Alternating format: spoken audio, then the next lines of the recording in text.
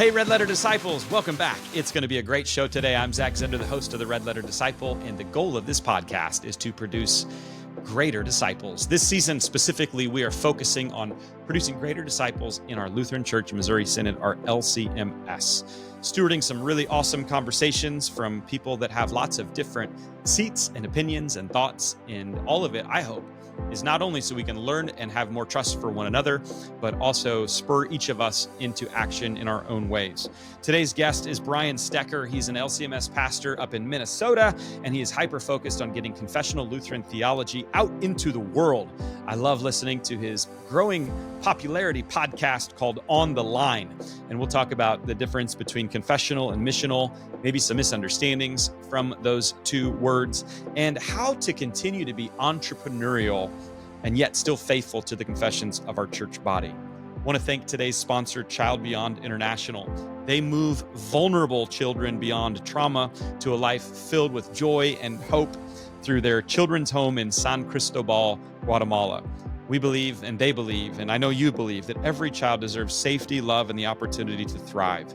They get into the nitty-gritty and work with the Guatemalan court system, and they rescue the most vulnerable children, the ones that other organizations that do great works oftentimes miss. Child Beyond International rescues them. It really is serving the least of these, and it saves them from situations of abuse, abandonment, and a life of trauma on the streets. Child Beyond's goal is ultimately that every child and family will know Jesus and his deep love for them and grow in their lifelong relationship with Jesus. And so today, I'm asking you, listener, to consider making a $40 monthly donation to this cause that can lift a child from trauma and hopelessness to a life in Christ. Because of the nature of the children they rescue, it actually takes 20 individuals to cover the cost of one child. It's about $800 a month to rescue one child. And so here's the deal. For the first time ever, we are using this podcast and platform to directly, I'm hoping, at least change one child's life. We have a goal in season 9 to sponsor a child. And so it takes 20 of us as individuals to say, I'll do the $40 a month. Or maybe there's a family that can tackle more than one. Or maybe there's a church or a pastor that wants to bring this opportunity to their church. And we'd love to see at least one child completely sponsored and rescued. It takes about a year in this program to do the work that they do. So go to childbeyond.org/RLL, standing for Red Letter Living, childbeyond.org/RLL, and let's rescue a child together and use this platform not only to steward great conversations that help our church body, but to do the work of Christ and to rescue a vulnerable child. Hey, if you haven't already, would you rate and review and follow and subscribe on whatever audio or video platform? That'll be really important, not just for the podcast, but especially if you're on YouTube. We are dropping 5-minute videos every Thursday this season, diving into some data from a survey from 1,054 Lutheran leaders and what it means for our church body.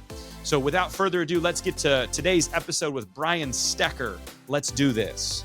Well, we have a great episode of Red Letter Disciple. Today, we're bringing Bryan Stecker onto the podcast. Bryan is the host and creator of the On the Line podcast, and also part of the Lutheran Institute of Theology, and we'll talk a little bit about that.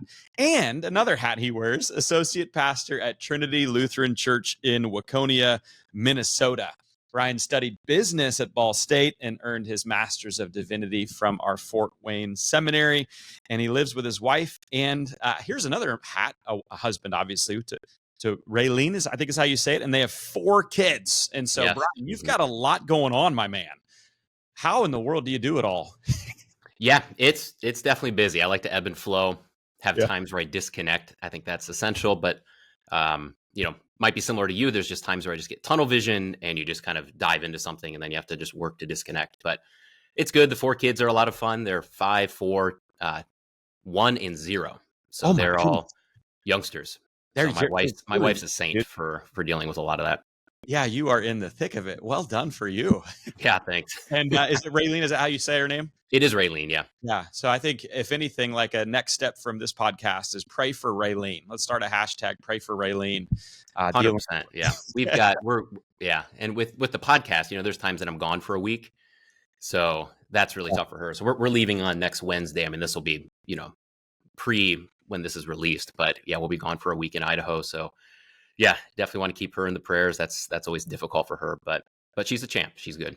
Yeah, good for you, man. I know, like I've done that Strengths Finders test. I'm not sure if you've ever done that, but it Mm. tests like 34 strengths, and like people usually focus on like what your top five are, and that way you can kind of get to know a person, their personality, how they work a little bit better. But my bottom strength, 34 of 34, the last time I took it was consistency. And I think it's Yeah. exactly like you, like we, in this world where we're kind of wearing multiple hats, like we'll be fully into something for a week or two, give it our all, but then move on to the next sort of project, the next idea, the next work. Maybe it's a sermon series or a small group series or, a season of podcasts or whatever. And so, do you enjoy that sort of ebb and flow, like the craziness of like, I'm going to fully commit to this in the next week or two, and then I get to jump to something else? I do much better with less things going on, right? So if there's like 8 to do things for the week, I'll struggle with that. If there's one thing that has 8, 9 components, like I can say tunnel vision on that for quite some Yeah, time. So that's something I've reflected on over the years. And luckily with Trinity, they've really helped support that of just kind of, there's less things on my, whatever you want to call it, title or description list. But those things are, bigger, for instance, like the launch of Lit, there's so many different components we didn't even think of when it comes to that. But if it's one project and I can spend a couple days or whatnot focusing on that, then that's very helpful for me. that's cool, man. How many years have you been at Trinity then in Waconia? I've been here for coming up on 4 years. I'm just going to Awesome. silence this so we don't get Yeah, dings. I don't know good. if you can hear that on your end. Awesome, bro. So I'd love to kind of go back and let's hear a little bit of your journey or your story. We're both Lutheran pastors, but when did you sense that being a pastor was where God was, going to uniquely call you, and specifically within our confessional Lutheran church? Yeah, so I don't have a grandiose story. I grew up as a pastor's son. So growing up, especially high school, college age, that was the last thing I was going to do. I was very much interested in business and entrepreneurship. So that's where all my studies were. That's where my passion was. And then, long story short, worked for about a year after undergrad, sort of entrepreneurship, logistics broking, which is kind of like stockbroking, but the transportation of goods. And it was very high pace.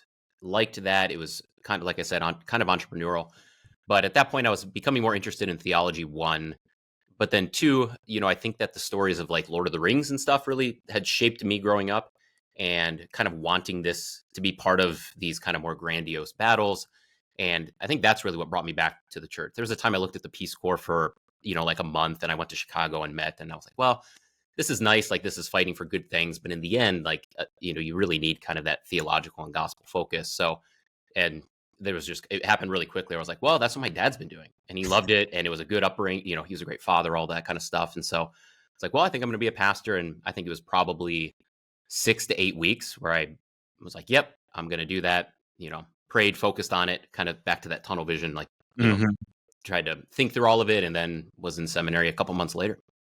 That's cool. It's similar, yeah, man. Being growing up as a pastor's kid in the Lutheran Church Missouri Synod and sensing, obviously we're not called until we're called, but sensing that this would be my future in high school. But then, like, yeah, it's the last thing I want to do, and Yep. kind of running from it and really loving that business entrepreneurial. So that's a pretty cool similarities there. So, like, obviously in your ministry, in your position at Trinity, like you spend your life, your role unpacking scripture for your church. But lately, I've noticed you've really put a lot of time and attention into the On the Line podcast, where you are really interviewing a lot of Lutheran leaders for a wider audience. And so I'd love to know, is it your entrepreneurial spirit or what like started that? What got that second ministry, the online podcast, started? Yeah, I think the main focus there was I had watched Pints with Aquinas for a couple years, which is kind of the Catholic version of what we're doing, which is really, it all comes from Joe Rogan, right? It's this long form, the video style that's really, really caught on. And, so I was a little, I don't know if frustrated is the right word, but I was like, man, we should have something like that in the Lutheran church. Never really thought about doing it myself. And then internally, there were some shifts in kind of my job role where it kind of opened up to where this really fit into one of the things the church was asking me to do. And so I put that forward and I said, hey, I think this is going to serve our church internally, but if we do it in a certain way, it can serve externally. There's this big niche where this is not really being done, kind of this in-person, high quality, long 2.5 hour type interviews. The market's already proven in the broader space. We don't have it here. So that's what helped launch it. And then really that overarching goal is like, we need kind of a large kind of covering of ways for what the Lutheran Church believes for that to be out into the broader audience. Because the great test right now is if somebody, let's say in Chicago, who's 26 and is either a lapsed Christian or has never really been interested in Christianity, if they go watch Jordan Peterson and they hear Jordan Peterson talking about the Bible, right? And so they start to get interested. They realize there's a little bit more intellectual kind of oomph behind what the scriptures are offering. Then they want to go that next step and be like, okay, well, what do kind of formal Christian leaders say about that? They're going to land in the Catholic Church 6 months later. Like they're going to be doing their first confirmation, or they're going to be, coming into the church. Why? Because the Catholic Church is like 1,000x more publicly accessible with great teachers that are really articulating things well than, say, the Lutheran Church, right? So they're going to come across Bishop Barron or Pints with Aquinas. They've got over 100 channels with 100,000 subscribers and more. In the Lutheran Church, we have 0 that have reached 100,000. Probably within the LCMS, if you take Lutheran Satire out, which, I mean, they're great, but they're doing something a little bit different. Brian Wolfmueller is probably our most public voice, and he's got mid 30,000 range of subscribers. So we need a more blanket approach. And that's kind of been the main pushing point behind both On the Line and Lit, is just ways to reach access points so that someone connects, learns about Lutheran theology, and then gets connected with a local church there in Chicago, Arizona, whatever. Yeah. So really kind of seeing this as like a front door for Lutheran Church Missouri Synod introduction or into churches, or potentially even, they fall in love with the theology enough, it could definitely result in people that give their lives towards the ministry as well. Is that a big piece of it? Yeah, 100%. That's cool. I think that's really awesome. I'd love to know, and I think it's awesome, by the way, for Trinity to recognize and support something like this. And so I'd love to know kind of the podcaster, pastor side of it. How do these two roles, have you found that these two roles sharpen one another? Are you a better pastor because you're a podcaster, and vice versa? Yeah, I mean, we're 100%. We're coming up on 100 interviews. If you say the average is 2 hours, that's 200 hours of formal interviewing. And then, usually, I mean, since all this is in person, very often someone flies into the airport, I drive them here. We might spend 8-9 hours. So I get 8-9 hours with, at this point, close to 100 guests who are far more theologically gifted than myself. And our orientation, we're really focused on intellectual, kind of academic, theological. That's really our main focus. So I learned so much in those conversations that really helps when I'm doing Bible study or sermon prep. There's all sorts of conversations and things that I've learned throughout this venture that is immediately present. And, so it's been very edifying, and I've learned a lot from the process. Yeah, it's really, there's a big push, obviously, in not just our church body, but as pastors, go to seminary and get their degree. But what's that continued education look like? And it's really like a first class continued education from all these experts that you're getting. That I think absolutely it's got to be a big part of that. So I find that to be super fun too. Interviewing people that really know what they're talking about always either challenges me or helps me see something in a different way, or even up my game in certain areas of like, yeah, I should be stronger in X, Y, or Z, and I had no idea about that, and now it's. I've got a little bit of understanding that maybe some of those things even trickle into further research and projects. And so I think that's cool. So I know that your long form podcast is really focused, the word in there is confessional Lutheranism. And so I'd love for you to kind of unpack what you mean and what it means just to be a confessional Lutheran. Yeah, I think there's humility built into that term, so, for instance, I'm one single data point. And all of us are single data points. So what that means is, when I'm coming across kind of the full expression of Christian doctrine, there's some things that make complete sense to me, and there's ones that are challenging to me, right? And so what we've done as a church, and this is not unique to the Lutheran Church, but I think we're very much oriented this way, is like when we take our ordination vows, we say, we kind of swear to uphold and to teach in accord with the Lutheran confessions. Right, which are just a right expression of what the scriptures are saying, right? Which sometimes can get, I mean, we believe in the clarity of scripture, but sometimes at first glance, it's tough to be like, well, okay, so what's the one verse I go to for the Trinity? Yeah. It's like, well, there's not one, there's a lot, and you have to kind of bring them together and understand Father, Son, and Holy Spirit, eternally glorifying each other. John says God is love. What does it take for love? You need one who loves, you need an object of that love, you need love that binds, right? So the confessions are taking these things in scriptures and explaining them in a clear, simple, and articulate way, right? So what that means for me as a pastor is there's going to be some of those components of theology that make perfect sense, and there's going to be ones that challenge me. But either way, I'm kind of submitting to be beneath that so that we can have kind of unity in confession and doctrine, stand on the shoulders of giants who have gone before us. So it's that ability to make sure that what I am teaching and the way that I'm living out my Christian life, especially as a pastor, is in line with that. Right. So that's and that gives some shape to what we do. It puts, good barriers up that kind of help us not articulate things that might not be the best way, or certainly ways that would kind of get in the way of what we believe as a church. So I think that's what it means to be confessional. And That's I could good. say more, but I mean, that's a good starting point. No, that's super helpful. I think, in our context today, especially with our broader audience, like there's just a lot of people don't understand the need or the importance of denomination. Can't we just be one church, one church? And the sentiment behind it is beautiful and what Jesus prayed for. So I get it. But like in our day right now, yeah, right, in America, it's really hard to know if someone says I'm a Christian, what does that mean? And so Mm-hmm. I've always viewed denominations as being helpful to kind of give like the lens into which you believe who Jesus is. When someone says they're non-denominational, I have no idea really what that means. That could mean they're very aligned with what we in the Lutheran Church Missouri Synod believe. It could mean some really whack things. And so for me, I'm trying to point out to those that are kind of saying that or feeling that, like it is a helpful thing to know that if you say, I'm in the Lutheran Church Missouri Synod, like, cool, I know what you believe about baptism, about communion, about different things that are important in really how we see God. And so how about this? I want to ask this question in kind of two ways. Mm-hmm. If someone is like unfamiliar with the Lutheran confessions, obviously they can read through all of them. That'd be best. But if someone is unfamiliar with the Lutheran confessions, maybe new or maybe trying to figure out what does the Lutheran Church Missouri Synod believe in those confessions, where would you have them start? And then secondarily, if you have someone, let's say a pastor who has went through the seminary and adhered to the confessions, but just needs a touch up, right? They've got a few hours to just kind of brush up on their confessions. Where would you have that one start? Yeah, that's a good question. I mean, probably depends on where the person is, right? I mean, so obviously the small catechism and the large catechism are pretty straightforward. I would maybe go to, and I could be wrong here, but maybe the Formula of Concord is the next one. And I think the reason with the Formula is it's not so much just Catholic Lutheran dialogue, right? So that would be like the Augsburg Confession and Apology, which is great. There's some challenges there in that, like, the Catholic Church today does not speak in the same way that they did in the 1500s. Like, they've had the Council of Trent. They had a lot of Reformation internally that took place. A lot of it because of, even the Lutheran Reformation. They recognized certain things, later on, and they said, hey, actually, these are some issues. We have to deal with these.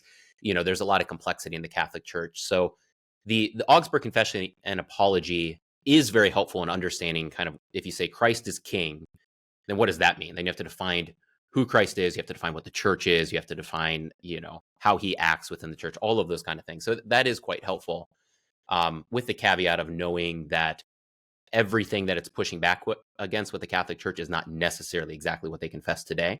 Mm-hmm. Towards the Formula Concord comes later, and now they're dealing also with like other Protestants.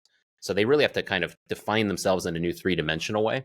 So that might be a helpful one to go to. We're actually doing a Bible study on that here in the fall. So, taking upon myself to kind of re-go through that and familiarize myself with that. That's good. Yeah. Formula of Concord, what was written about 40, 50 years after some of these other previous, is that correct? Yeah, I think that sounds right. So it's probably got a little bit more of the history of sitting with, the originals for a few decades and coming on to that. That's and so very cool. What is your pattern? I would just be curious, like, your podcast is all about long form confessional Lutheranism.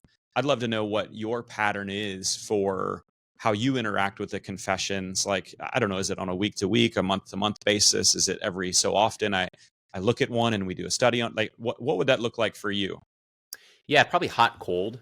I can't say that I read a piece of the confessions every week, for instance, but there's times where I'll dive into a subject. So I'm very maybe subject oriented, Mhm. to where it might be, okay, let's go into the Formula of Concord. Let's go into the Epitome.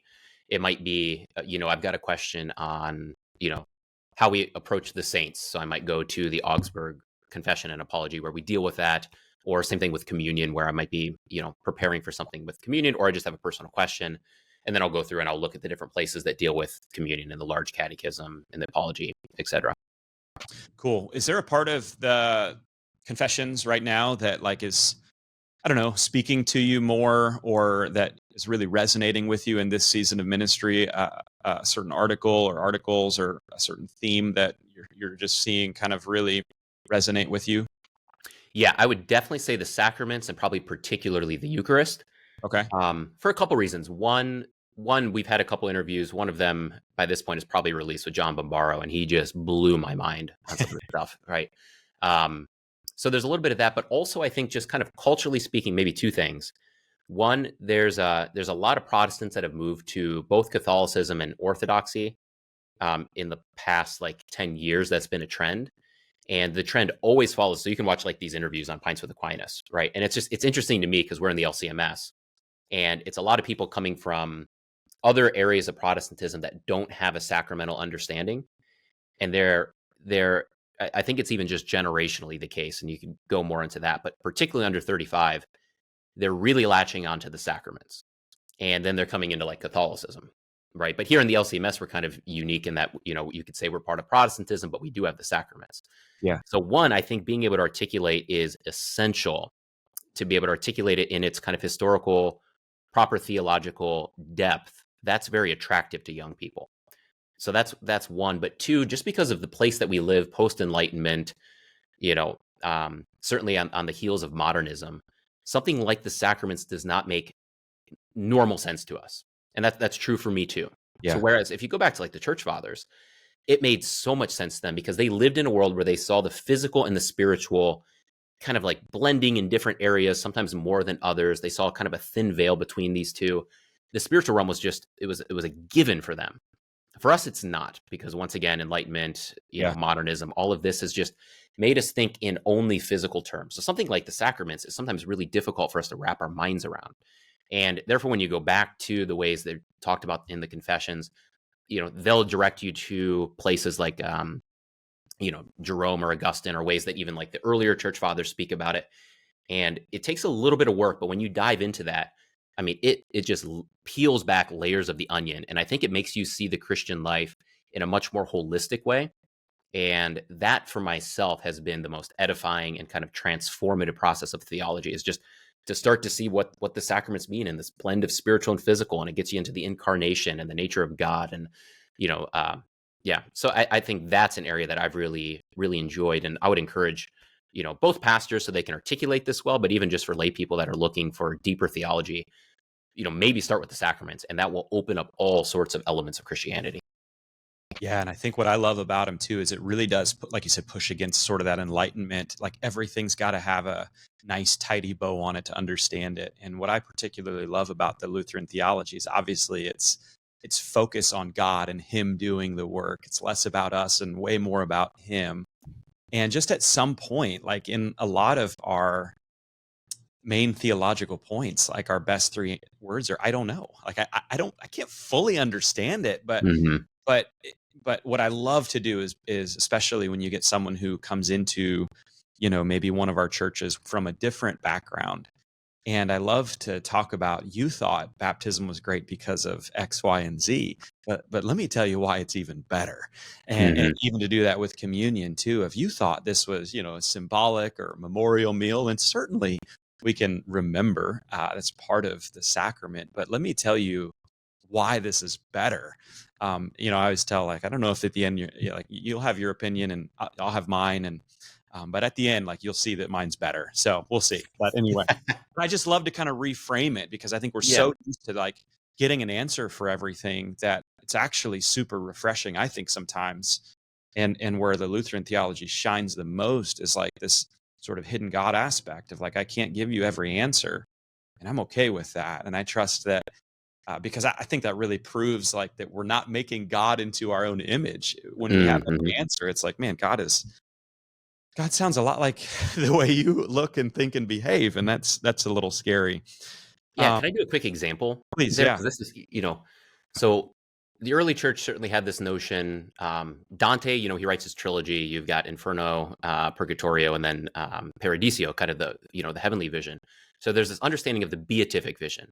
And that's this idea of like, as you're contemplating God, or certainly this finds its fulfillment in the afterlife, but that there's just this glory in just gazing at God and contemplating and reflecting and, awakening your imagination. So I think that very much applies to the way that we should read scripture. So let's take baptism, for instance, right? So, okay, so you've got Jesus being baptized in the Jordan. And there's kind of two ways you can go about that. One is like, okay, so Jesus was baptized to tell us that we should be baptized. And like I'm not saying that's not there, but once you kind of go into with a sacramental understanding, you go back into the scriptures. I mean, if you go to Genesis 1, you've got the Spirit hovering over water, right? So you've got these two elements there. Then you've got God bringing creation into being. And then you've got God creating Adam. And the way that's described in Genesis 2 is it says that God forms Adam out of the earth, right? So you've got kind of matter.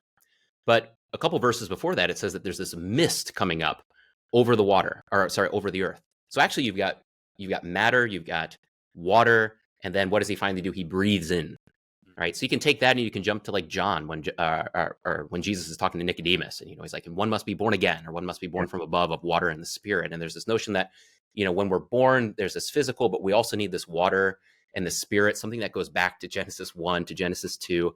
And then you've got like these themes all the way throughout, where you've got at the end of the Exodus, what happens? The Israelites are brought through the Red Sea. And this is even in some of our baptismal liturgies where we kind of bring this up. And then before they go into the promised land, where everything is kind of complete, the new kingdom is going to be brought in, they cross through the Jordan, and the Ark of the Covenant, God's presence separates the waters and they're brought through. And then you've got Elijah and Elisha. So you've got, Elijah at the very end of his ministry, he crosses again the Jordan River. He hits it with his cloak, it separates, they pass through. He asks Elisha to ask for anything. He says, I want double the Spirit. And then Elijah is brought up in the chariot, and then that double Spirit is passed on to Elisha. Then he goes off and he raises someone from the dead. Okay, right. So if you take all these themes, you go, okay, John the Baptist, who's identified as Elijah, I can't even unstrap your sandals, right, to Jesus. So here you've got Elijah, you've got the Elijah passing it off to the new one that's going to have certainly double the Spirit. I mean, here is now the Son of God. You've got this notion of him going through the waters of baptism as he's going to now begin his, bringing about the new kingdom.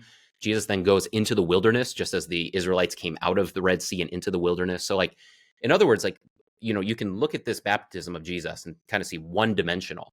But once you start to see that through the Old Testament, you're like, these are themes that go through, chapter after chapter through the Bible that find their telos and completion in Jesus. And it really just opens you to the interconnectivity of Scripture, of some of these deeper themes. I mean, it's just, once again, what does it do? It kind of it opens up your imagination. It's almost like a beatific vision at the beauty of Scripture. But it takes kind of that imaginative type approach and some of these like keys that unlock these elements. And the sacraments very much do that. That's beautiful, man. I love that connection with all the Old Testament. And where I usually go then is carrying the story forward, which I think there's a lot of history and evidence as well, in the, obviously in the Gospels, the book of Acts, particularly with whole households being baptized. A lot of church fathers, talk about sometimes even at the expense of infant baptism, but in their wording, they prove that was the predominant way in there, and that it really is the dominant infant baptism, which has, this idea of God doing it. It's more about him than it is about us, is really the predominant until the Enlightenment period, right? And that's when everything kind of flips and like, well, this doesn't make sense. And so let's make it make sense. Is that, I suppose I'm asking you, the confessional guy, am I okay to teach it that way? Or what are your thoughts? Yeah, 100%. I think that's exactly right. And that's where history teaches us so much, as you said. Like, this is not an issue for generations and generations of Christians who, by the way, know like Greek and Latin and all of these languages that, we try to learn at seminary so we can get back to and have a deeper understanding. Like, I don't know, there's just so much humility where it's like, okay, so generation of Christian and theological teacher that had like the Psalms memorized and probably like a third of the Bible memorized because these were oral cultures and they understood the Greek naturally. Like that was one of the languages they just naturally spoke. And they thought these ways, but then we come along post-Enlightenment only with the English Bible. Right. How many Psalms does the average person have memorized? And they go, well, they did it that way, but we know better. It's like, come on, guys. It's just, there's this humility of looking at it that way. Yeah. Yeah, I think all of us could probably use a little bit more of that whole thing Yeah, called I know I could. humility. So, all right, I think one of my wrestles. Okay, I'll just say it this way. We've talked a little bit about what it means to be confessional. There's another word that gets thrown out a lot called missional. And so I think sometimes it feels like we pit these two words against one another, confessional and missional. And so I'd like to kind of hear from you. Are these two at odds with one another? Like you've kind of already defined confessional. So maybe as you answer this, maybe define what missional is for you. And Hmm. then, yeah, are they at odds with one another? Can they work together? Are they complementary? Because I kind of hear them pit against one another quite often. Yeah, which is unfortunate, but you always run into that, right? I mean, slogans are always very dangerous. Slogans teach Yeah. things, I guess, but they always hypersimplify things. And we could Right. go to theological slogans as examples to where, but often that's what we do, in the church is we all find our tribes. Uh-oh. Uh, Are you still there? yeah, I'm here. You good? Yeah, let me I just lost where you're at, so let me find you. Oh, weird. I don't know, are we able to edit this out or Yeah, we can okay. rock Scott There you are. writing down the Okay. time so he can edit that out. Yeah. If you want to start over with that, that's fine. Or if you want to just go from where you were, that's great too. Yeah. Is it Slogans. okay for me to just go from where I was? Yeah, for sure. Okay, Yeah. sounds good. Um, yeah, so one of the things we do, is we often kind of find people that very much think like us, and then we kind of argue with people that are not so much like us, and we just kind of define them by camp. So that's one thing that's happened internally speaking, at least, right? Is there's kind of like, well, are you confessional or missional? And those terms aren't good because, of course, everyone should want to be both. Like Right. we make pledges that we're going to be confessional, so that's obviously important for all of us, and we want to be missional in that, of course, all of us are attempting to find ways to articulate the confessional understanding and the value of the gospel as expressed in the Lutheran Church to as many people as possible. And in different areas, you've got to go about that in different ways. If I go 30 minutes west of me in this very rural area versus, hyper suburbia where I'm at, these things are going to take on kind of different identities. So, So what I like is I think what we need is we need to be confessionally rooted, and then I like the word entrepreneurial.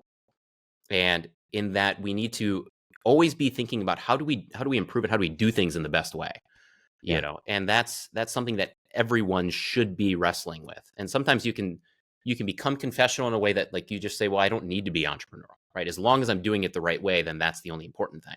And that's detrimental. We've had Adam Kuntz on, and he talks about that, where he's like, hey, listen, we need to be approaching things like you own a local Chick-fil-A, and your entire orientation in what you do is not so much worried about what corporate Chick-fil-A is dealing with, but Mhm. really, like, how do I get people to come to my local Chick-fil-A? And, like, that's your job. So, like, if you're a local pastor or a local Christian and you're not, at LCMS Inc., like, that really is your primary job. And it doesn't mean that we don't, sometimes reflect and have conversations about broader things that are going on. But in the end, like, the job is to think entrepreneurially, try to figure out what it is that we need as the church or as the local church, and then to build those things and do it in the absolute best way possible. It's beautiful. Yeah, there was a video that I put out not too long ago that talked about kind of the need for the LCMS to have both protectors and proclaimers. And really, it's a different spin, I suppose, on those two words, confessional and missional. And the reality is that a person may be more wired, if you will, naturally for one over the other. And even as pastors, like I think I trust our seminary process of what it had. That, like, even if I'll just put my cards on the table, even if I am more of a proclaimer than a protector, I still feel pretty good about how I can protect, and like when I can hear and listen, to people that are outside of our tribe and kind of interpret that through a Lutheran lens. Hmm.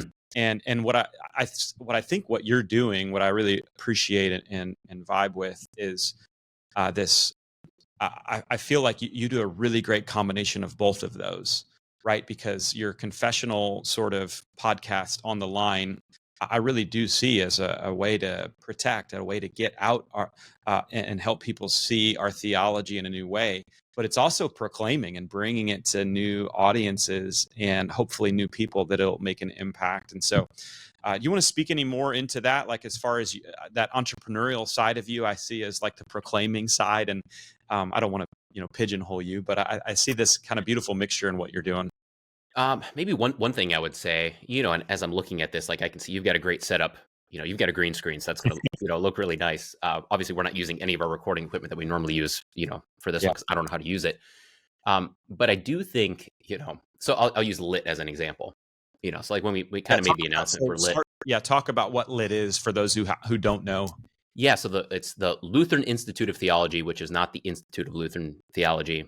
Unfortunately, you only have so many words that you can really work with in a strong way once you're in the Christian context and then within the Lutheran. So, what are we doing? We're putting out Hillsdale type courses, right? So, if I use Dr. Joel Bierman's course, for instance, he's got I think it's 7 sessions, might be 8 sessions, going through what does it mean to do Christian ethic from a Lutheran perspective. How do you live the virtuous life, right? So he's got 7 recordings, about 30 minutes. We've used our professional equipment to make sure that it's truth wrapped in beauty. And then we'll have like a 35 PDF as a ongoing study guide with discussion questions for groups, quizzes. So we're kind of reverse engineering what Hillsdale's done, what Word on Fire has done for the Catholic Church. So it's kind of a deeper set of learning on a specific subject, more than what you get with On the Line, which is, it's a podcast, so it's not hyper systematic.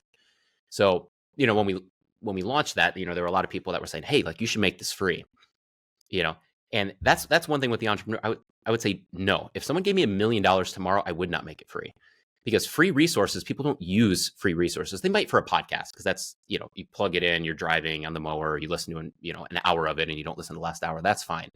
But for things where it takes a little bit of commitment from you to actually complete, study after study shows, like people need to have to make a conscious decision at the beginning. I'm going to commit to this, and a small financial commitment is one of the easiest ways.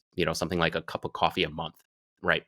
But that actually helps with that. And then the second thing is, if you don't have like a proper revenue stream on the business side, like everything costs money. Like to produce good things, it takes. I mean, you've got a producer there. What's his name? Brock? Is that right? Yeah, Brock. Yeah. Like, I don't know. Maybe he just donates his time, but there's after editing, there's building out a website, the infrastructure, there's advertising. Like, if you want this thing to be beautiful and well polished, like it takes real business sense to add to that. And I do think sometimes when we're like, well, let's just make things free. Let's lower the bar for it. It's like, okay, maybe people engage in it within our circles. But if you really want to have a strong outreach, it needs to be beautiful. It needs to be well polished. And that takes some entrepreneurial spirit. So I just encourage, like, if we're going to try to create things within the Lutheran Church, you got to be thinking, I want this to be competitive, not just like to capture 10% of my local congregation. Like, I want this to be up there with Daily Wire.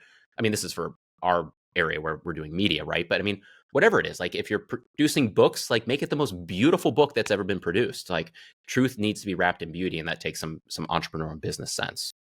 You are speaking my language, my man. It's often the frustration I have being both a pastor and an entrepreneur, a pastor with a spiritual business, is there's lack of understanding, I think, from some, not just pastors, but some in the church, of what it takes to really produce something with excellence. Mm-hmm. There's a cost, and it is a financial cost, and it is a time cost, and it is an energy cost, and it is all those things. And so, yeah, I totally agree with that. So I'd love to talk about Lit then. So obviously we have some courses, and there's big debate, and we can touch on this in just a moment, maybe, on online education, particularly with forming and finding future pastors. But what's the goal, or like who's the audience for Lit? And I'm just kind of curious, like, how is that different? Because I think it is different from, like, we're trying to form pastors of the LCMS through this. Or is that the goal? Yeah, tell me. Yeah, so this is not geared toward pastoral formation. This is used as a resource. I mean, the primary customer is just the regular layperson, right? Or the person who wants to learn more about Lutheranism, right? So it's your accountant, it's your nurse, it's your welder, right? That says, okay, I've got my sermons, we do our Bible study. Sunday Bible study is obviously going to be normally kind of focused on things that are, that are going to help everybody that's there, right? I've never learned about Greek mythology and how that interacts with the biblical story, right? I've never tackled the Christ myth theory. I've never done a deep dive into the story of the saints and how they and how we can use them as something, as the confessions say, to look to understand what the Christian life looks like in action, right? To kind of help form you. and to do that in the correct way where we don't overstep in the way that the Catholic Church did. So I'm not going to run a Bible study on the story of the saints on Sunday. All right, I'm not going to necessarily do a Bible study on ethics in the Lutheran Church. I'm not going to do one on the first 4 centuries of the Catholic Church. So where do you learn that? And the answer right now is like, if you want to learn that, especially with any type of quality, I'm not going to say there's no printed brochure that's in some church that deals with this, but if you want to learn it with quality, you're probably going to have to go to Word on Fire Institute, St. Paul Institute, some of these things that are not Lutheran. So the Lutheran Institute of Theology is about saying, hey, we've got resources, we've got great teachers that can teach on all of these different subjects. And so what are we doing? We're bringing them in. We're saying, hey, we've got the ability to make it beautiful, right? We've got great equipment that we have for on the line. We've got a full-time broadcast engineer that's really good. We've got some other aspects that we can add. So we want to create that so that if you want to deep dive into those things as a regular person, you can now have a proper Lutheran resource to do so. And then kind of the secondary customer is the church, right? So that, for your church, if you're like, yeah, I'm not going to teach on Greek mythology, I don't even know how to do it. So, well, here's Dr. Christian Preuss, who got his PhD in this subject, and is very interested in this. So now your church has access to that as a way of kind of helping form their Christian identity, their Lutheran identity, help them learn things that are actually quite interesting and help polish the faith. But, you and I are not going to teach this on a Sunday Bible study. One, because I can't teach on that specific subject, but then 2, like, I'm not going to take over a Sunday Bible study and say for the next, 12 weeks, we're going to be doing Greek mythology. Yeah. So I think it's really cool that, you're offering this and that there's, and I think that's the beautiful thing is we haven't always done the best as a church body at highlighting or platforming, if you will, some voices who are deeply intelligent and very well known and learned that can truly teach and can truly help people learn things that I think, like you, in their own ways are going to be really formational for that person who is a lay person or who maybe even in the future, jumps into ministry at some point. I think it's really great. So I'd love to kind of talk. I want to talk kind of about overall LCMS stuff and maybe come back into some of this online forming type stuff. Okay. One of my, I love data. And so one of my favorite episodes that you had was recently, a couple months ago, you interviewed a data expert, Tim Wood, Lutheran Confessional conservative, on your podcast. And he shared some, I think, sobering statistics that in his research about in 2000, that somewhere across all of our churches, that we were somewhere between 1 to 1.1 million people worshiping on a weekend. And now his research 25 years later is roughly 450,000, give or take. And unless something changes, it appears that in 20 to 50 years, like, we will cease to exist or at least have no impact in the overall world relatively to what's happening in the world. And so as someone who is very practical and more on the missional side of things, if you will, which is myself, like, I struggle with looking at that and not wanting to just, from a business perspective even as well, blow up the system and try a bunch of new stuff. And so I'd love to hear kind of from you, like, what can we do? How can we shift this and move forward, like, overall in a positive direction? What ought we be doing if we're looking at statistics like this? Yeah, that's a good question. And I can even caveat that. I mean, this is, it's either just released or it's going to be released, depending on when this airs. And but we also did an interview with Heath Curtis, who his background, so he's now the district president of, I think, whatever, the Southern Illinois district or Illinois South, whatever it's called. But he also, beforehand, he was commissioned to basically work with, and he brought in one of the world experts on demographics, and they did this massive study. And so he was talking about some of these things as well. And one of the interesting caveats that he brings to this is our trend matches exactly the trend of everything else. In other words, it's not even that like the Lutheran Church has been doing something wrong.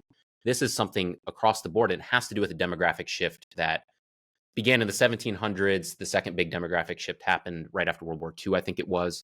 He goes into great detail there. I can't remember all the specific details, but that, like, if you take every kind of institutional thing, it just has to do with, like, we haven't had as many kids. And so everything is kind of moving in this certain trajectory. And America is kind of up, because we have immigrants. That's the reason we don't see a demographic winter, basically. But so I think the important caveat there is it's not as if like the Lutheran Church is an outlier. This is what every kind of institutional structure is dealing with, because it's a global, well, it's not a global, but it's at least a Western demographic shift. So I think that's at least helpful to at least do one thing, to not say, and you're not saying this, but to say like, well, we must have been we're burning our own ship. Like this is like completely our fault. Like this is something that every single institution is kind of dealing with. So that's one.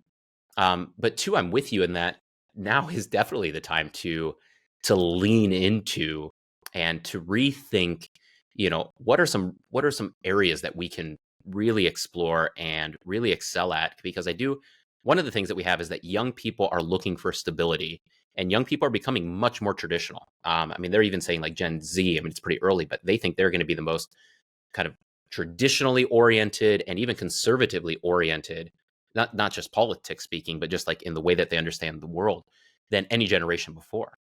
Now, why is that? Well, I think it's because everything's a leaf in the wind. Everything changes so quickly. They're looking for some kind of stability that's not blowing in the wind. So I think the LCMS is very well positioned there, in that we do have a strong heritage. We can lean on things from the past. We speak in unity with voices that have gone before us. That's very attractive to young people. Now, how do you get that message to them? And there's certainly a lot of things beyond what you and I are doing in the media space, but that's obviously the one that I'm hyper focused on. Is just like, if they don't hear that message, right? I mean, if there's not a speaker that brings it to them, it's not a preacher that brings it to them, they just won't know, and they'll end up going elsewhere. Yeah.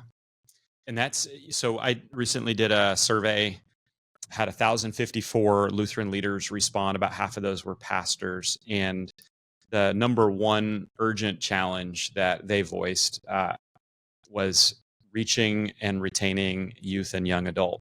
Mm-hmm. And I do think that, Bryan, as we look at this, and especially the early trends of what we're seeing in Gen Z, like I'm hopeful with what I'm seeing in Gen Z, but I'm not confident that our whole system or structure is well positioned right now to really be a voice in that age demographic. And so I'm trying to figure out like what can we do to greater reach young adults and youth. And I agree, like, yeah, obviously there's all these trends, and if all the institutions are going one way, maybe there's a few caveats that make us different, or a few things where we stand out positively or negatively with that data. And I think a lot of the answers that I'm hearing, and I'm not disagreeing, that birth rate is really important. And I think you're obviously contributing to that with Raylene. Well done. So like, that's important. I'm not saying that's not, but it also like is super limiting for, it's not the only thing. Yeah. Yeah. For if that's it. And again, I've heard it this way. I'm not saying everybody's saying it this way, that it's the best form of evangelism. But if that is like, that's the one thing we're kind of touting ourselves on, like it limits a lot of people from actually doing evangelism who can't have children, Mm-hmm. or who can't participate with that. And also it's like, it kind of feels like it's taking us off the hook of looking at things in a fresh way and saying, no, there have got to be things that we can do better at today, that in addition to that, as an answer, can spur us on in the right direction. Do you want to speak into that at all, or any thoughts? Yeah, I agree. I mean, certainly, we should speak to that. However, like, there's a lot of other things to speak to, right? So it's both and yeah. I just had a thought. What was it? Well, yeah. So I mean, I think here, this isn't exactly what you were saying, but I think this is an interesting data point. So you can kind of stop me if you want to go in a different direction. But one of the things that Heath Curtis brought up was, and I think David Peterson brought it up in an interview as well, that the studies have shown that the LCMS is actually very good at evangelism. In fact, it's, I think, number 2. However, the LCMS is really good at evangelizing other Christians. Okay. And, so I've thought about that, and I go, okay, like, well, we certainly want to evangelize, non-Christians as well. But it almost kind of makes sense in that, like, let's say that somebody is not into literature, right? And let's say you and I are like big Tolkien fans. I'm a big Tolkien fan, or something like reading Lord of the Rings, like that is great literature. Yeah. Probably the first person who has not read fiction in the last like 15 years, if they pick up Lord of the Rings and they're reading concerning hobbits, like their eyes are going to probably glaze over and they're just not going to be able to do it, right? Now, there's other literature that is not as complete and as beautiful as Tolkien, but it's much more easy to access, right? So I think that's a normal flow. Like someone that's going to eventually start loving Tolkien is probably going to first start with Harry Potter or, something else that's much more easily accessible. And I think that that's the way it plays out in the church as well, right? So why is it that we're really good at evangelizing other Christians? Well, I think that a big box non-denominational church, that probably does not have the depth of theology and they haven't thought about the sacraments or they haven't thought about the creeds all that much. They're probably much more easily accessible in the way that Harry Potter is, right? And but we don't want them necessarily to stop there. We're praising God that they're there, right? I mean, that's a massive step. Like good for that church, good for that pastor, good for all those contact points. But I think one of the values of the LCMS in like the church structure, right? Because we're acknowledging that the church is beyond the LCMS. Like there's Christians in all of these other areas. But I do think one of the values that the LCMS has in the body of Christ is that it does allow people, as they become more interested, as they become more theologically attuned, to eventually sit down with the Silmarillion or with the Two Towers and love something that has some extra depth there. So, that's not exactly what you're speaking to, but I think that's at least saying, okay, well, we've been good at this. Why are we good at this? And is there a value that we're good at this? And I think yes. And I'm not saying that we do that and therefore we're like, okay, well, we're not worried about non-Christians who have never walked into a church, right? I'm not saying that, but at least lean into and be confident in that strength. And then also think creatively. And I don't know what we can do. I'd be interested to hear your thoughts. I don't know what we can do on the broad, like synod level to say, how do we get somebody in, Omaha to step into King of Kings, from the synod level? I think a lot of that just is the onus on the local church to reach people where they are. And that's really where I think like the main level of evangelism comes. And there's some broad things like what we're doing here that I think help support that. But really, it just comes down to a reflective question for every pastor of like, am I really engaging my community? Or am I spending 10 hours a week on signal groups complaining about, the newest thing that like synod's doing or that some other church is doing or whatnot? Like maybe I should stop doing that for 10 hours and maybe I should, I don't know, like just go do something in your community, go join the gym and like talk to people that are there and whatever. Yeah. And I think, Bryan, that may be a little bit of the tension or the struggle that I feel, and that a lot of conversations of pastors that are like-minded to me are having is, I like the way you presented it. And so I'm going to summarize it, not exactly what you said, but I feel like for a certain number of people in our church body, pastors that are wired in a way of like, we want to reach non-Christians and we want to do it in an easily accessible way. So we'll do a Harry Potter type of way. Mm-hmm. I feel like the majority of leaders in our church body are like staunchly, no, we're going to do Lord of the Rings from day one. And unless you get that and understand that, then that's where it's at. And I think a lot of the Lord of the Rings type people aren't giving the Harry Potter type people the benefit of the doubt. And I'm way summarizing what you said. Yeah. But I think that's where I'm struggling is like, where not just I'm struggling, where a lot of leaders in that survey that I took of over 1,000 of them are really struggling is like, there's no trust. There's very little trust that we have from, let's say, top leadership at Synod, and also a lot of other people that have gone through a lot of the same routes that we went through. And when it becomes this sort of one style approach from the institution, in a day where people, and like you said, all institutions are struggling, it's challenging to know my place, our place, and how to fit into that system. Does that make sense? Yeah, it does. What kind of things would you like to see changed? I'd like support, like Mhm. not just I'd like support from Synod, and I'd like not just like we're going to look the other way, Mhm. but actually like, well done, good and faithful servant. That sort of mentality, I think, can be. I'd like greater trust and more conversation for people that disagree, to do it in a healthy way and to talk to that person and get to know them. Mhm. Personally, I'd like to see new routes for pastors, and I think that if we're going to grow and be relevant and really embody reaching Gen Z, we need to reach them in ways they're connected. And I'm not against blowing up the paths we already have. Let's have them, but let's have conversations around new paths that match more. So for instance, like the thing you're doing with Lit, which I love, Hmm. I think you are, whether you're saying this or not, I think this program is saying people can learn online and it can be really transformational. Hmm. And I agree. I would say I agree with that. And I don't know, you didn't say it that way, but that's how I'm. And so I think in the same way that can happen online for a pastor. And Hmm. so anyway, those are a few of my thoughts. If you want to riff on any of them, go ahead. Yeah, I mean, I'll just bring up, Tim. Obviously, like Tim Allman is, Great. kind of at the Yeah. center of that, and he's a friend of mine, and we talk on the phone, and and whatnot, and it's this you're kind of there's this ability to, with my closest friends, we will disagree on things adamantly, but we're able to kind of see the broader person, right? And then to also be able to say, well, even if we disagree on this, we might agree on this, right? So, there are aspects of what Tim's doing, and I've talked about this, where I'm like, well, I don't know if I'm really concerned about like an ELCA uh, professor or whatever training someone as a pastor. If they're going for their PhD, that's fine. Like at that point, like, yeah, whatever.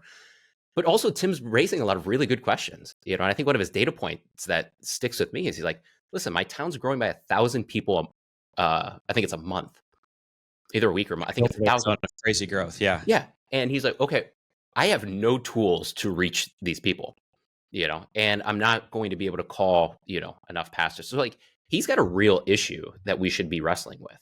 Right. So in other words, like you can disagree and say like, well, I don't like this element of something, but also not just turn it into like good guy versus bad guy or however. Right. So it's treating people like people and being able to be nuanced and to think through and say, okay, well, I can agree with this part and disagree with this part.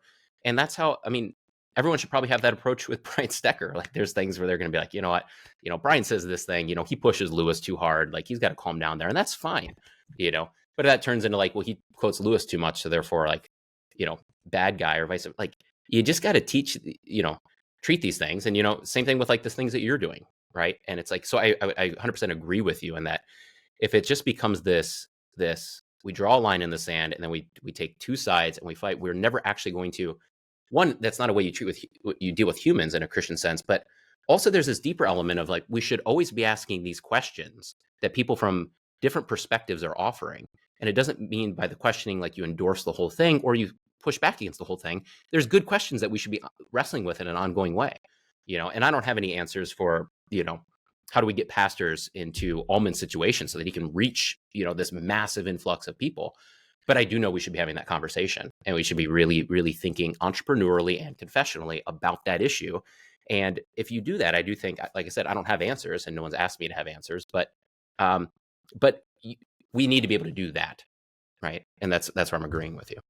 I think so. And that's probably where I stepped in. And when I saw Tim, who, was asked to apologize for something that, that happened at his church and was asked to be silent on his views of pastoral formation. That's to me where it's like silence can't be the answer. And yeah, people that try new things are going to step out of the box. And there's going to be a thing or two that happens that, maybe we didn't foresee that. And it's not going to be perfect. But to kind of, I feel like we ought to be looking at Tim and what he's doing and asking him questions like what's working, what's not working, and how do we take what you're doing and make it work elsewhere, as opposed to like kind of taking the wind out of his sails. And that's what I feel like those of us who are entrepreneurial, that are not doing things in the sort of institutional way that's accepted, I think our wind just gets taken out of our sails and we're exhausted and we're frustrated. The group of people that, again, I surveyed 1,054 leaders that were the most frustrated. And I know that the group of people that like, there are probably a lot of people that think like me. They're not all, we definitely got a variety of responses, but a good chunk of them do. And the group that's the most frustrated is the 40 to 49-year-olds. And I think it's us who've been in it long enough to have seen how it works, to have tried some things, and who still have a couple of decades left. And it's like, it just feels like the wind gets taken out of our sails. And that's where I think I love your your answers of let's keep having conversations, let's be nuanced, let's not be 1v1, Mm-hmm. right? Yeah. As the Indians would say. What would be the one tangible thing? Like if you could pick one tangible thing that you would like to see happen to kind of help with that, what would that one thing be? Ooh, that's a big question. What would that one thing be? Yeah, I would say, like, for those who are on kind of the side of we're going to be looking at and looking for just stuff to find on people, like, A, I don't know that that's the best use of your time. B, why don't you talk to that person first and not blast on social media or go through even the district president first? Like, just talk to that person. They've Mm-hmm. probably got reasons, and they probably are better at Lutheran theology than you think they are. Mm-hmm. And there's probably a good answer. So the one thing, Brian, I think, yeah, let's talk. Let's talk. And then I think the forward thinking thing is let's look at the urgent challenges, and each one of us in our own way with trust step into something and go for it. Right. And Mm-hmm. so when I'm looking at my survey and I'm seeing reaching and retaining young adults is the most urgent challenge, what I'm hearing in that is we don't have a structure right now that's going to do that, reaching and retaining youth and young adults. And so I want to be a part of that solution. And I think I can be. But if I step out and do it, I don't want wind beneath my sails to get taken out. Right? Does that make sense? So, Yes, like, it does, yeah. let's talk, and then let's each step into one with trust. Mm-hmm. I don't know. Does that help? Yeah, I think a good reflection point for everyone too is if there are people that are trying entrepreneurial type things, with the goal of, for the church, for the gospel, and if your time is spent being angry and trying to tear down those things, but you're not, on the flip side, actually working your butt off to create and to do things towards the solution, like that's a good data point that there's a spiritual issue at play there, right? So yeah, I mean, I can just think of people that get angry at things that other people are doing, and at the same point, it's like they're just not really doing much, and it's like, well, I don't know, just stop doing that for 3 months and try to do something, and then enter back into that conversation once you've tried to create something and you've really strategically thought through that, and then you'll be much more prepared to have that kind of conversation, right? Because you've actually tried to experience what is it like to try to create something, or to step out there, or to rethink things, or to be entrepreneurial, or to, you know, bust your butt towards something. Then you can have that conversation. You say, well, I was trying this and actually found that worked, and that's different from what you were doing. So, like, let's compare this a little bit and have that conversation. Yeah, a couple final questions for you from your estimation, and maybe you do get a good bit of it kind of being, I would say, both confessional and missional in your approach. But from your vantage point, what are, like, the couple or the top urgent challenges that our Lutheran Church of Missouri Synod needs to be working on right now? Yeah, I mean, I go to at least for one of them, and this is part of my tunnel vision, right? But I mean, I do think that we need to be recognizing that Jordan Peterson has millions of people plugged to him on a weekly basis. Bishop Barron has something like 1.5 subscribers just on YouTube, not even counting the 25,000 plus people that are using Word on Fire Institute. You can go with Pints with Aquinas. You can go with the father, what's his name, down in California for the Orthodox Church, that has just shifted his narrative where he's like, hey, you guys need to slow down. We can't have so many of you joining the Orthodox Church. I mean, it's just like people are using the internet. People are learning from the internet just as simply as like podcasts or watching a YouTube video or something like that. And that is a very formative process. And we need to take very seriously a concerted type effort to get the Lutheran message out there. And I think that provides a lot of support for the local church. So I think that's one. What would be another? I mean, I think it was just an entrepreneurial spirit in local pastors. 2, 3, stop talking about splits in the synod.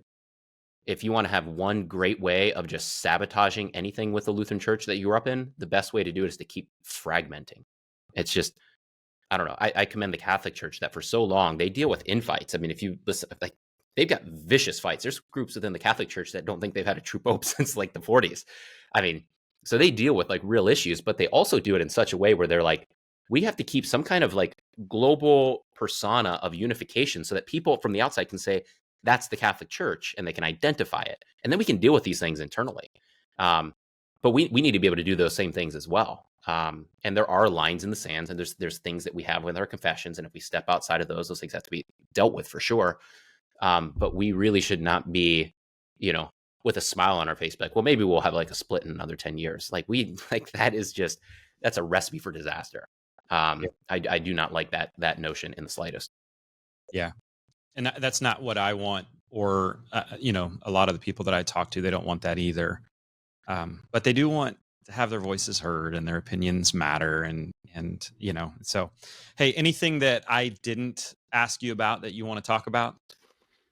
No, I don't think so. I mean, I'm used to Okay. 2 hours. We could talk for another hour, but we can't do You're that. used So to 2.5 hour things. So I'm like, yeah. I'm short today, but we did cover some pretty good stuff though.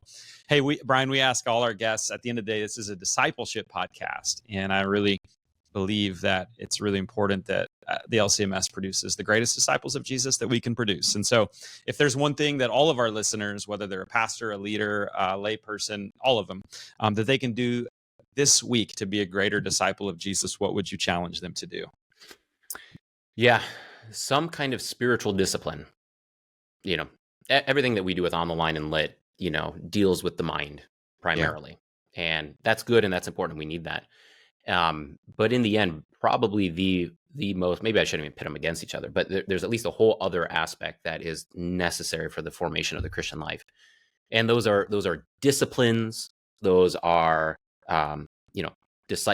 devotional aspects. Like you need to have something like that in your life. And this is airing in October, but maybe to seriously think about this upcoming Lent of taking on some disciplines, because that's one thing we didn't get into, but I've seen probably the most growth, spiritually speaking, from different forms of fasting, whether it's food or other things. Like that has just been extraordinarily formative to my Christianity. So start to think about like what kind of disciplines, whether it's I'm going to wake up at the same time every day and I'm going to say a 3-minute prayer. I'm going to do an examen, which is a type of prayer where you reflect on your day and you ask and you thank God for the good things and you repent for the bad things and you pray for the people you interacted with and take 5 minutes. Like if you can just implement something like that into your rhythm so that you don't look back and say, and I fall prey to this, by the way, but you don't look back and say, the last 5 days I worked and I played and I didn't really do any kind of dedicated, praying or devotional. So there you go. I love it. And I think that's so beautiful, man. Yeah. Disciplines are a beautiful thing. And Dallas Willard once said, right, grace is not opposed to, what did he say? Grace is opposed to earning, not effort. That's what he said. That's good. And I like that. All of us in our walk, we should have some effort in our relationship with God and to get disciplined. And so it's a beautiful invitation. And I also would just say, pray for Raylene as well as another challenge, as we mentioned earlier with all those. Please. Bryan, thanks, man, for being on the Red Letter Disciple. If people want to connect with you and the stuff that you are talking about and doing, where is the best place for them to do that? Yeah, a couple websites. ontheline.net, I know for sure has my contact information. So if you want to reach out, my email's there. And then lutheraninstitute.org is where Lit will be up and running at this point. Cool, man. And we'll put links to those in the show notes. But I just want to commend you on your entrepreneurial spirit. I'm really, our spirits are kindred there. And so thank you for taking this beautiful gospel, Jesus-centered message out into the world through this Lutheran lens, this Lutheran framework that we love and that we do want to get out there more and more. So God bless you, Bryan. Thanks for being on and have a great day. Thanks, Zach. Appreciate it. It was so awesome to meet Bryan and to talk with him, and I have great respect for what he's doing, and we need more conversations like the one we had today. So, hey, to connect with Bryan, his podcast, his LIT, Lutheran Institute of Theology, online classes, check out all of those at our show notes at redletterpodcast.com. But before I tell you about the next episode, I do want to remind you about something close to my heart. Through Child Beyond International, we are working together to sponsor, I'm hoping, at least one child in Guatemala. It takes 20 of us giving $40 a month to cover the full cost of care. I personally am in on this, and I'd love for at least 19 of you to be in on this with me, and let's do something together good. Go to childbeyond.org/RLL to learn more. Together, we can rescue a child, restore their future, and release them into the life that God has for them. Next week's guest is Ben Hopt. He has had a front row seat being in parish ministry, serving then at Concordia Seminary to now being the executive director of Pastoral Leadership Institute. So he talks about some key points regarding our church body how do we do pastoral formation well, and how moving away from centralization may be the key to greater unity and growth moving forward as we walk together as one.